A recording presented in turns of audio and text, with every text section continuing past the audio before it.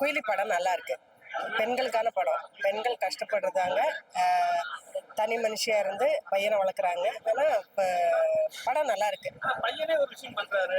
அம்மா அதுதான் படிப்பு, பணம், காதல்னு வரும்போது எல்லாமே மறந்துடுறாங்க. பசங்க மொத்தத்திலே அப்படிதான் இருக்காங்க. நான் கூட சிங்கிள் பேரண்ட்ஸ் தான். பசங்க என்னையெல்லாம் நல்லா தான் பார்த்துக்கிறாங்க. இல்லை சொல்றேன். நிறைய அப்படிதான் இருக்காங்க. படம் நல்லா இருக்கு. பேக்ரவுண்டு, மியூசிக் எல்லாமே நல்லா இருக்கு. நல்லா நடிச்சிருக்காங்க. நடிகர்கள் நல்லாவே நடிச்சிருக்காங்க. இப்போ ஃபர்ஸ்ட் ஹாஃப் ஹீரோயினியா இருந்தாலும் சரி, செகண்ட் ஹாஃப் ஹீரோயினியா இருந்தாலும் நல்லா நடிச்சிருக்காங்க. எனக்கு கோவம் வந்து கலெக்டர் மேலதான். கலெக்டர் மேல கோவங்கிறது இல்லை. ஆனா இன்னும் கொஞ்சம் அவங்க அம்மாவை நல்லா பார்த்துருக்கலாம் அப்படின்னு தோணுச்சு.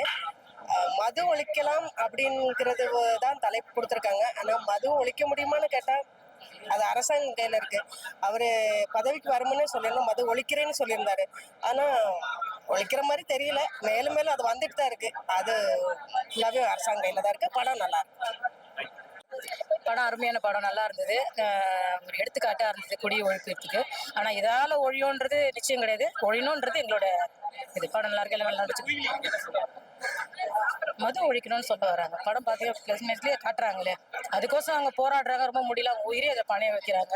ஏன்னா பெண்கள்னால எப்பயுமே ஒன்று சாதிக்கணும், ஒன்று பெண்ணால முடியாது ஒன்றுலன்னு எல்லாம் சொல்லியிருக்கா தெரியும் உங்களுக்கு.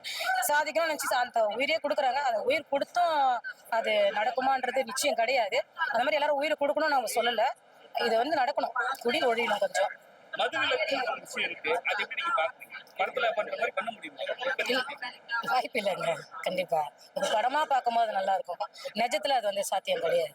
அம்மா கஷ்டப்பட்டு சிங்கிள் பேரண்டா வளர்க்குறாங்க. இந்த பசங்களா இந்த வழி தவறி போறாங்க. அது படிச்ச பசங்க எப்படி பாக்குறீங்க? கண்டிப்பா படிச்ச பசங்க தான் போறாங்க. படிக்காத பிள்ளைங்க கூட அதுங்களுக்கு அந்த கஷ்டமா அந்த இதோ புரியுது. நம்ம கஷ்டம் தெரியாம வளர்க்குறோம் தெரியுமா, அந்த பிள்ளைங்க தான் இன்னைக்கு கெட்டு போகுதுங்களே. கஷ்டம் தெரிஞ்ச பிள்ளைங்க அது பண்ணாது. ஆனா இது எல்லாமே ஒரு எடுத்துக்காட்டா தான் இருக்கு. இந்த காலத்துல பிள்ளைங்களையும் யாரும் நம்ப முடியாது. இப்ப நம்ம கூட ஒரு 2 குழந்தைங்க யாரையும் மீன் பண்ணி நம்ம வாழவும் முடியாது. நாளைக்கு அதை காப்பாற்றும் கொள்ளணும், அது நிச்சயம் கிடையாது. நம்ம தான் காப்பாத்திக்கணும்.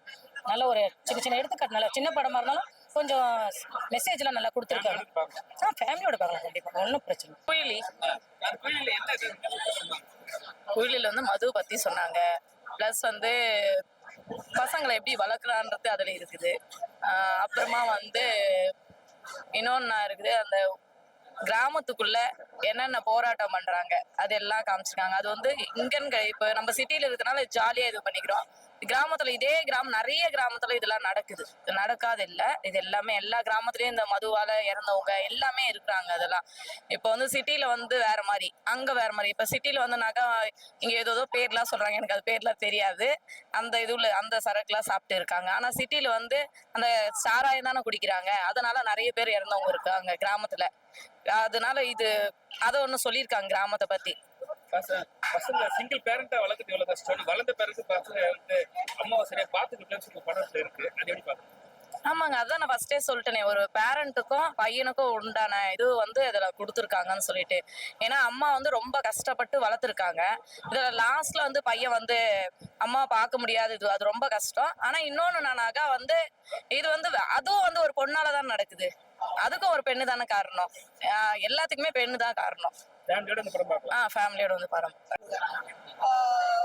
அதுக்கு நான் ப்ரொடியூசர் தான் தேங்க்ஸ் சொன்னேன். அவர் அந்த அளவுக்கு மெனக்கெட்டு இருக்காரு. ஏன்னா இந்த ஒரு சின்ன படம் இருந்தாலும் இதுக்குன்னு ஒரு லிமிடெட் பட்ஜெட் இருந்தாலுமே அவர் அதுக்கு மீறி அவர் வந்து ஒரு பெரிய படத்தை ப்ரொமோட் பண்ற மாதிரி அவர் பண்ணியிருக்காரு. ஸோ நல்ல படங்கள் நிற்கும், எப்படி இருந்தாலும் பார்ப்பாங்க. ஸோ 11 படம் இன்னைக்கு ரிலீஸ் ஆயிருக்குன்னு கேள்விப்பட்டேன். அதுக்கு நடுவில் குயிலியும் கூட சேர்ந்து எல்லா படமும் வெற்றி அடையணும் நான் வேண்டிக்கிறேன்.